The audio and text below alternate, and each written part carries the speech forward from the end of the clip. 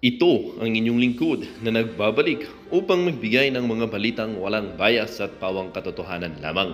Ito ang Bayang Pinas. Ang isyong ito ay naging usap-usapan sa buong bansa at iba't ibang social media platforms. Huling-huli na nga at tila bistado na nga itong si Lagdameo na ito dahil umamin na siya ang nagbibigay ng pulburon dito kay Presidente Kuting ng Norte.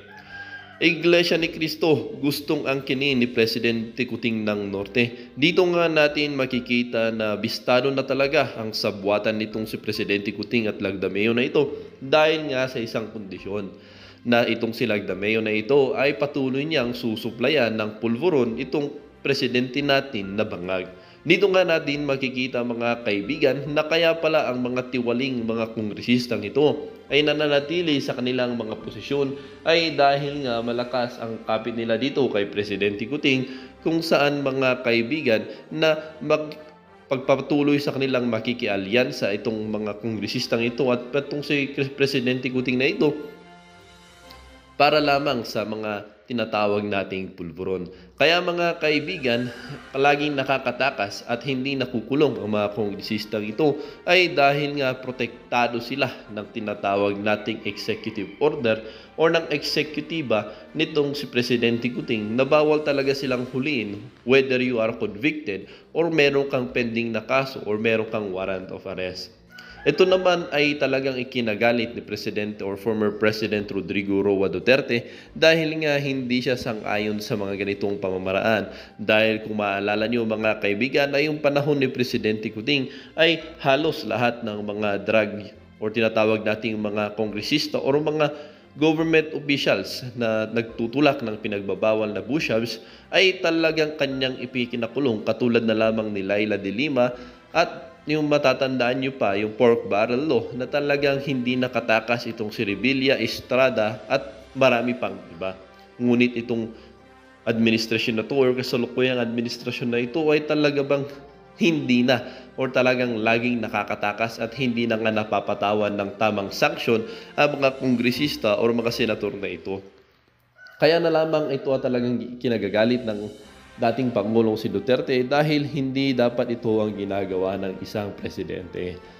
Iglesia ni Cristo talagang ayaw nang suportahan itong si Presidente Kuting at talagang fully supported dito sa pamilya ng mga Duterte lalong-lalo na sa papalapit tinatawag nating presidential election sa taon ng 2028. Ngunit itong si Presidente Kuting ay hindi naman talaga mapakali dahil nga alam niya na isa sa mga or ang denominasyon ng Iglesia ni Cristo ay isa sa may mga pinakamaraming miyembro at kapag nakuha niya itong Iglesia ni Cristo ay talagang sure win na siya. Well, hindi nga rin maiwasan ng ating mga netizen na magbigay ng kanilang mga hinaing at opinyon. The best talaga, Presidente, si PRRD. Tumahimik ang lawyer namin sa mga adik at yung mga lasinggero at lasinggera at halos magdamagan videoke. Sobra lang laki pasasalamat ko talaga kay PRRD kahit hindi ko po binoto siya. Pareho tayo ng analisa, idol. Di talaga makalukusot yung administrasyon sa eleksyon. Paalala mo lang, idol, sa lahat ng tao, bantayan natin ang Comelec kasi yung tatargetin nila. Di tayo papayag ngayon, pilang magbantay na tayo. Hindi mananayag ang kasamaan sa kabutihan. Salamat sa Panginoong Diyos, gabayan ng lahat. Nagsabi ng katotohanan, God bless po, mabuhay. Kayong lineup, Tatay Digong Duterte pa rin kami. Alam ng taong bayan kung sino ang mananalo at lalo nila kay Inday Sara, sana nga ngayon palang butuhan na solid Duterte at Team Duterte support para sa bayang Pilipinas. Well, para nga sa kabuang detalye at impormasyon ay panoorin na lamang ang buong video at salamat na rin sa ating mga solid viewers sa walang sawang pagsuporta. At kung bago naman sa ating channel ay syempre huwag kakalimutan mag-subscribe, pindutin ang notification bell, piliin na rin ang all upang laging maging updated sa mga balitang bago, totoo at walang bias. Dito sa channel ng Bayan, ang Bayang Pinas. Huwag din pong kakalimutan mag-iwan ng like at i-share ang ating mga videos. Muli po maraming salamat and God bless.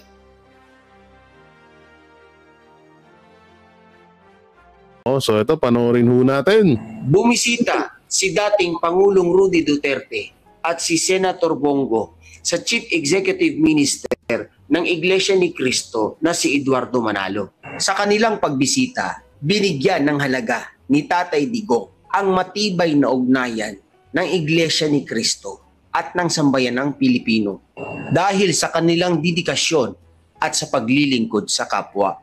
At personal ding binati ni dating Pangulong Rudy Duterte si Ka Eduardo Manalo sa kanyang kaarawan ngayong Oktubre 31. Mapapansin din Si Jaime Mar. Hoy, ginagawa mo dyan, ha? Gulat kami dyan sa iyo, ha? What are you doing there? Tignan niyo yung tayo ni Manalo. Nakaganon, nag-ground sa kanya.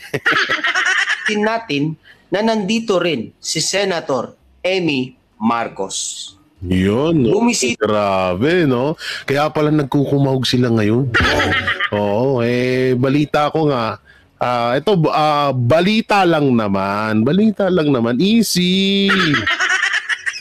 Balita lang naman na parang tawag dito, parang ayaw na nga, parang hindi na nga daw hindi daw susuportahan ng Iglesia ni Cristo ang mga kandidato na ipinopromote ng Marcos administration. Wala pa naman pong 100% na katotohanan yan, pero medyo nararamdaman na rin siguro ng mga kapatid nating mga Iglesia ni Cristo yung kawalang kwenta ng gobyerno ngayon. Hindi naman mga tanga-tanga yung mga yan. Talagang isa yan sa mga pinakamalaking relihiyon dito sa Pilipinas na alam nila kung ano tama at mali. Kaya nga siguro napag-isip-isip na rin nila na na hindi na kailangan pang suportahan yung mga ipinopromote ni Marcos. Dahil kung sa kanya nga nabudol na yung iglesia, buboto pa ba ng mga kapartido niya? Hindi ko naman sa minamasama, hindi ko naman sa pinapapangit yung imahe ng iglesia, no. Ito lang naman yung nakikita ko lang kasi marami din ako kamag-anakan ng mga iglesia na talagang nagsasabi sila na ayaw na nga talaga nila sa administrasyong Marcos dahil unang-una ang mga kasi ang mga iglesia is tumitingin din sila halimbawa tatakbo ka bilang presidente, ano ba yan, iboboto ka ba namin, titingnan namin kung maganda yung gagawin mo. Baka mamaya magnakaw ka lang ng magnakaw sa kaban ng bayan. Isa ho ang iglesia sa ayaw din ng ng korupsyon. Kaya nga kung mapapansin nyo halos parehas lang din ng KOJC yan na talagang kung pagandahan lang naman ng simbahan isa rin ng Iglesia ni Cristo sa talagang mapapansin nyo na tsaka mga disiplinado ang mga member din ng mga yan, no? At siguro ayaw nga talaga din nila ng mga medyo alam niyo na yun, yung mga magna. Ayaw rin nila ng mga bangag. Kasi wala naman akong na Iglesia ni Cristo. Alam ko bawal sa iglesia yun. Bawal nga sa iglesia uminom. Bawal manigarilyo. Paano pa kaya ganun? Diba? Bawal sa kanila sugal. Diba? Lahat yun, bawal yun. Pero tapos susuporta sila sa isang bangagers. Siguro baka yun yung pag-isip-isip nila. Samantalang ito, mapunta na tayo. Iglesia ni Cristo may rest back kay BBM sa pagkadamay nila sa drug war. Country call kay Duterte. Damay ba ang iglesia? Sa dinadamay ng administrasyon yung iglesia? Yari sila dyan. Naku po. Kung ang KOJC napakahaba ng pasensya na pinagpasensyahan ng gusto ang administrasyon, dito sa iglesia may paglalagyan sila dyan. Okay, play. Sa mali at nagkabuhol-buhol na script ng House Quad Committee hearing noong Biyernes, October 11, binanggit ni dating PCSO General Manager, retired Police Colonel Rohima Garma na mismo ang dating Pangulong Duterte daw ang nag-utos sa kanya na kunin ng isang PNP officer or operative na miyembro ng Iglesia ni Cristo upang pangunahan ang pagpapatupad ng Davao Template sa War on Drugs. Oo, yari kayo sa iglesia niyan. Oo, naku po, na dinadamay niyo sila. Naku po, yari kayo. Sino yung pulis na Iglesia ni Cristo na bastonero sa AJK? Binunyag ni dating Philippine Charity Sweepstake Office, PCSO General Manager, retired Police Call Royina Garma. Oo, na ano to, parang inutunan ko po, dinamay mo yari talaga. Alam nyo na-excite ako sa 2028 election. Hindi, sa totoo lang, na-excite talaga ako. Gusto kong magkaroon na ng 2028 election. Alalahanin nyo, napaka laking bagay ng Iglesia ni Cristo, lalo't isa kang politiko. Alam naman natin na si Ninoy Aquino ay hinawakan din ng iglesia yan. Or sinuportahan, hindi pala hinawakan. Sinuportahan ng iglesia. Isa din siya nagpanalo sa kanya yun. Si Duterte, si Rodrigo Roa Duterte, ganun din. Si Marcos, ganun din, at si BP Sara. So ngayon, kung darating ang 2028 presidential election at wala na sa partido or hindi susuportahan ng Iglesia ni Cristo yung magiging manok ng administrasyon, wala na, finish na. Alam na natin kung ano talaga. Tapos, eto pa, may KOJC pa. May Mindanao pa, may Bisaya pa, naku po. Hindi totoo yan, ha? Sige nga, ako, tiga Luzon ako. Siguro sa 100% na boboto sa manok ni, or sabihin na natin, si Romualdez. Yan naman yung parang nakikita, si Rapi Tulfo ata, tsaka si Romualdez ang magtatandem sa darating na 2028 election. Sabihin na natin na sa 100% na botante dito sa Luzon, 50-50 lang sa kanila. Paano sa Mindanao? Paano sa Visayas? Paano yung boto ng iglesia? Buong Pilipinas yan. Paano yung boto ng KOJC? Buong Pilipinas din yun. Wala na, panalo na. Kaya nga sabi ko sa inyo, sobra akong na-excite sa 2028 election talaga. Doon talaga natin malalamang kung sino talaga ang mananalo. At ngayon, nararamdaman na natin kung sino talaga ang mananalo. Ang mali kasi dito, ang pangit na ginagawa nila, sa kagustuhan nilang mapabagsak ang mga Duterte, gumagawa sila ng paraan para may maidamay, para may magalit sa mga Duterte. Natatandaan nyo, nung pumunta si BP Sara sa Iglesia ni Cristo para makipagkita or tawag dito, bumate or kung ano man ginawa ni BP Sara doon sa Iglesia ni Cristo, ala Eduardo, tama ba kung di ako nagkakamali, kala Manalo, wala pa tong issue na to. Wala pa to. Yung about dito sa isang pulis na iglesia, wala pa tong issue na to. Ngayon, hindi nyo napapansin, nung nalaman nilang pumunta si BP Sara doon, gusto nilang siraan si BP Sara or ang mga Duterte sa Iglesia ni Cristo. Diba? Kaya nila inilabas to at kunwari, Iglesia ni Cristo yung isa sa mga inuutusan or isa sa mga pulis na naging bastonero daw sa nung panahon ni PRRD sa AJK. No? So ngayon, ang purpose nito, ganito yan. Purpose nito, magalit ang Iglesia ni Cristo sa mga Duterte para hindi sila suportahan. Ganun yung purpose nito. Kaso nga lang, medyo pangit yung naging resulta. Mas lalo lang ho ninyong ginalit ang mga kapatid natin na Iglesia ni Cristo sa ginagawa nyo. Dahil nananahimik sila, bakit nyo sila dinadamay sa isyong to? Hindi talaga kayo nag-isip. Hindi talaga kayo nag-iisip ng maayos-ayos naman sana. Oo, ewan ko ba kung may isip pa kayo.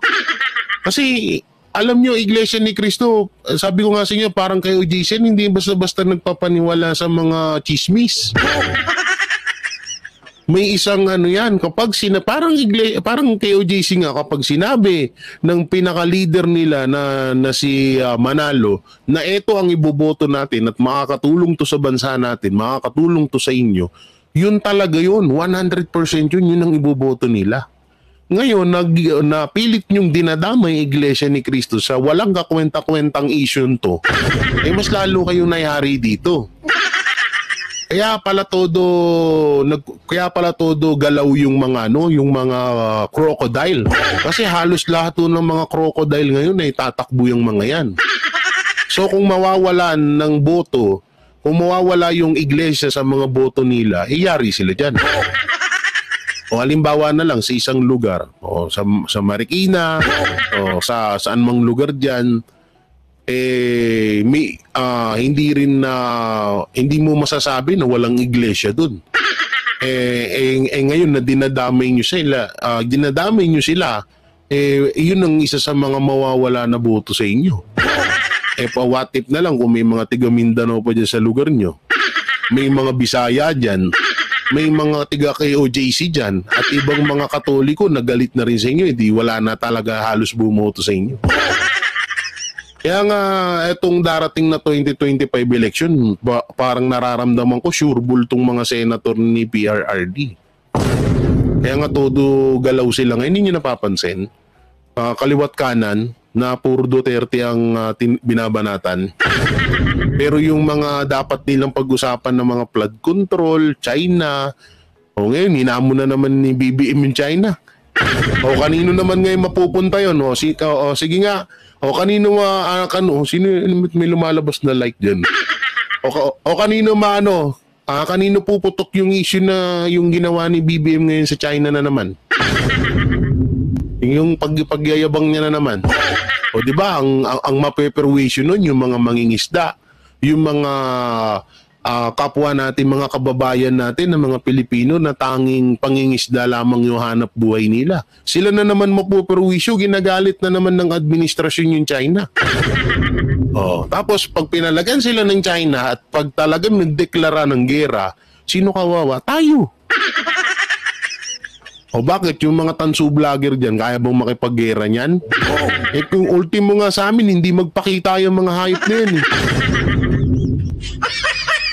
Totoo yan. Ultimo nga sa amin, hindi magpakita. Nung panahon nung butika mo, hindi ako nakasama nun. Yung pumunta yung Banateros dun sa nila Isko Moreno, na nandun pala yung si Calvo. Kung nagkataon na nandun ako, wasak mukha sa akin nun. Talagang wawasakin ko yun. Pero ngayon, easy lang. Kailangan maging mahinahon. Dahil alam naman natin na may panalo na. Tuloy natin. Ay may napansin ng mga netizens. Ang testimonya ni Regina Garma ay May 2016 daw ito naganap. Hindi pa naman ito Pangulo ang dating Pangulong Duterte. Election pa noon. Ay, yun lang. Paktay siya dito. Bistado. 2016, hindi pa naman Pangulo nito si Tatay Digong. Ito, basahin natin ha. Personal siyang inutusan ng nooy Pangulong Rodrigo Duterte na itilaga ang isang PNP officer na miyembro ng Iglesia ni Cristo INC upang pamunuan ang pagpapatupad ng Davao Model kaugnay sa kampanyang War on Drug ng nakaraang administrasyon. 2016, wala pa si Tatay Digong yan, hoy. Nangangampanya pa lang sila niyan. Bobo. Bistado na naman ang mga hayop. Garma ay May 2016 daw ito naganap. Hindi pa naman ito Pangulo ang dating Pangulong Duterte. Election pa noon. Patay na. June 2016, naging Pangulong mismong ganap ang dating Pangulong Duterte. May, nangangampanya pa lang, June naging presidente si Duterte. Excuse me. Wala na naman, bistado na naman kayo. Yan kasi sinasabi ko sa inyo . So, sa madaling salita, ito ay gawa-gawa na naman na panibagong kabulastugan ng mga buhaya. Oo, na para, yun nga, katulad ng sinabi ko kanina, is para siraan lamang ang mga Duterte.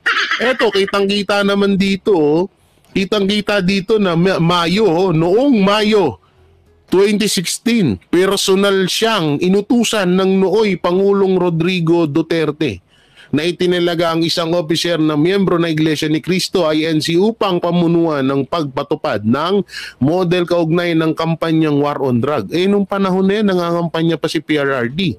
Hindi pa siya presidente niyan. June siya naging presidente, so sino yun? Lagot na naman kayo dito, sulog na naman kayo.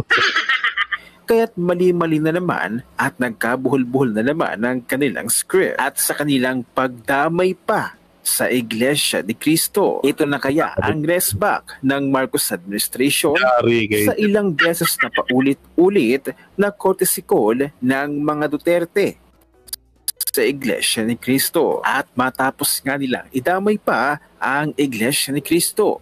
Heto at dumalaw si dating Pangulong Rodrigo Duterte kay Iglesia ni Cristo leader at Executive Minister Eduardo Manalo kasama si Senator Bongo. Sa kanilang pagkikita, binigyang diin ng dating Pangulong Duterte ang matibay na ugnayan sa pagitan ng Iglesia ni Cristo at ng pamahalaan ng Pilipinas at pinuri ang dedikasyon ng simbahan sa paglilingkod sa komunidad. Partikular niyang kinilala ang mga mahalagang kontribusyon ng Iglesia ni Cristo noong panahon ng pandemya. 1. Di pa presidente si PRRD. Ito yung magandang explanation, no? Pakinggan, no? Noong May 2016 para magdiva ng ganyan. 2. Bakit kailangan idamay ang Iglesia ni Cristo?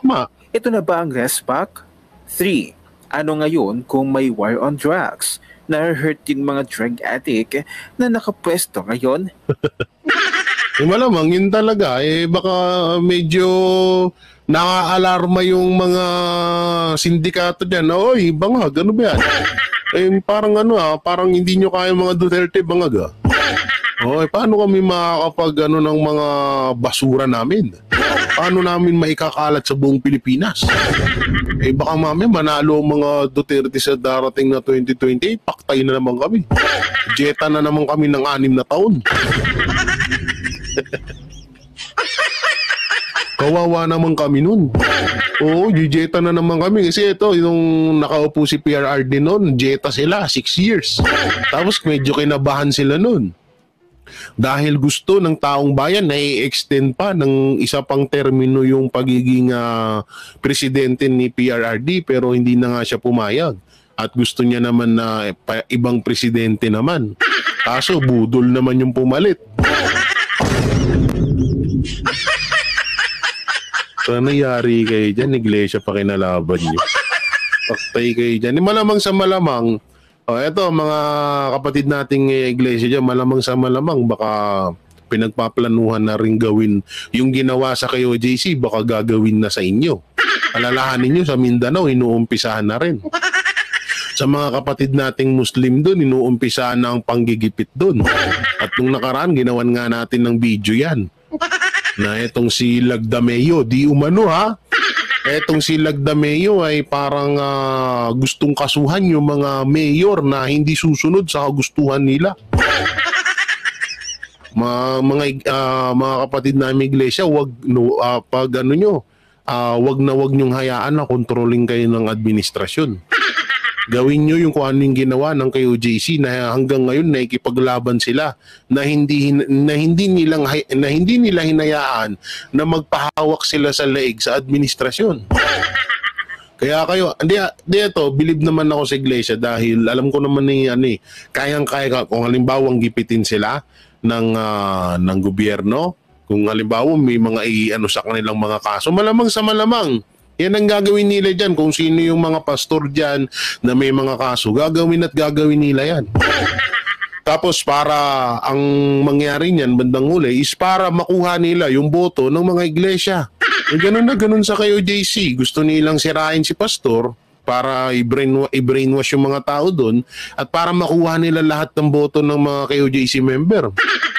So maaaring pwedeng nilang gawin yan sa iglesia. Ngayon, unti-unti na kayong dinadamay. Huwag niyong hayaan na madungisan ng napakagandang pangalan niyo. Huwag niyong hayaan na sirain kayo. Oo, at gamitin lamang kayo sa kanilang kagustuhan. Diba? Net 25 of the Iglesia ni Cristo reveals that PRRD met with Ka Eduardo a couple of days ago, right on the heels of Sara Duterte meeting with the leader of the 3 to 4 million strong Iglesia ni Cristo. The Iglesia ni Cristo is the biggest religious group after the Roman Catholic and Islam in the Philippines. Again, thank you Iglesia ni Cristo for this boost of morale. I'm so happy that there are people and groups Martin cannot buy or scare into submission. Nagbigay naman ng komento at reaksyon ang DDS na si I.M. Shanwayne. Ang kanilang kinuhang witness na naman ng House Quadcom ay palpak na naman. June 2016, naging opisyal. Ito yung pinaka-video ata nito. Hanapin nga natin. Ito yung pinaka-full video, no? Nakita ko kanina yun eh. Ito yung, may paiyak-iyak pa siyang hayop dito. Ito yun eh. Wait lang ha, hanapin natin dito sa, saan ba yun? Ito yan, Garma, the truth will always see us, ano to? Dito ata. May may Kimberlu. Ito, tapusin lang natin ads nun ha. Dito natin maano yung pinagsasabi nito ni Garma. Ni Garma kapwa muka. Pistado na. Nakakatawa na lang talaga itong mga to, no? Ito.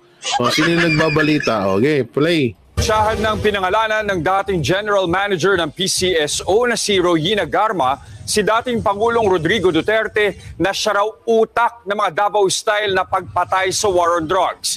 May pabuya pa raw na natanggap ang mga pulis, depende sa kung gaano kalaki ang napatay nila ng suspect. Nasa frontline ng balitang yan, si Camille Samonte. Bumuhos ang emosyon ni dating PCS. Umiyak na naman sila. Nung nakaraang araw, umiyak si Kerwin. Ngayon, ikaw naman. Ang mga style nitong mga tuwil. General Manager Royina Garma habang binabasa ang kanyang bagong affidavit sa pagdinig ng Quad Committee ng Kamara kagabi tungkol sa extrajudicial killing sa drug war noong Administrasyong Duterte. Sa unang pagkakataon, direktang pinangalanan ni Garma si dating Pangulong Rodrigo Duterte na nag-utos daw sa kanya para pangunahan ang umano'y Davao-style na war on drugs sa buong bansa. On May of 2016. May of 2016. I received a call from the then President Rodrigo Duterte at approximately 5 in the morning, instructing me to meet him at his residence in Doña Luisa, Davao City. During our meeting, he requested that I locate a PNP officer or operative who is a member of the Iglesia ni Cristo, indicating that he needed someone capable of implementing the war on drugs on a national scale, replicating the Davao model. Ayon kay Garma, sa meeting niya nabanggit kay Duterte ang tungkol sa upperclassman niyang si NAPOLCOM Commissioner Edelberto Leonardo na nasa Criminal Investigation and Detection Group o CIDG pa noon. Inimbitahan daw ni Duterte si Leonardo hanggang sa nabuo ang isang task force. Dito na nag-umpisa ang reward system sa pagpatay ng mga drug suspect na ginaya umano sa Davao model. Naglalaro raw sa 20,000 pesos hanggang sa 1 milyong piso ang reward ng mga pulis, depende sa level ng mapapatay na drug suspect. Drug suspect? Hindi, ito lang ano tayo maging ano tayo dito, maging honest. Ako, pabor ako dun. Halimbawa, isang drug lord patayin mo, okay lang yun. Hindi, totoo. Okay lang yun. Isang drug lord patayin mo, walang problema para sa akin. Walang problema para sa akin na isang drug lord papatayin mo at mabibigyan ka ng 1 milyon, okay lang. At least, 'di ba, paano naman yung pamilya na sinira ng yung mga nasirang mga kabataan nun, 'di ba? Ewan ko ba bakit pinagtatanggol yung mga drug lord ngayon? Bakit pinapalaya nga yung iba eh. The Davao model involves 3 levels of payments of rewards. The first is the reward if the suspect is killed. Second is the funding of planned operations. Third is the Okay, basta yan ha, rinig ho natin ha, na May 2016 daw siya inutusan ni PRRD. Na samantalang hindi pa ho presidente si Rodrigo Roa Duterte noon. So mali agad. Bistado agad ha.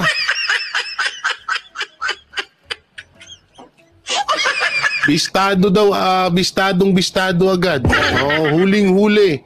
Walang kawala. Oh, sapul na sapul. Oh, yung sapul na sapul yung tawag dito, yung pagiging scripted ng mga isyung ito.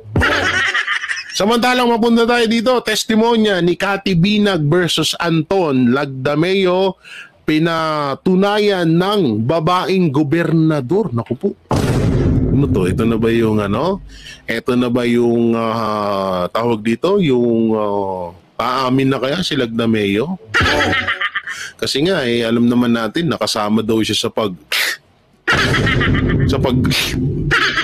ni Bangag, ni Haring Buaya.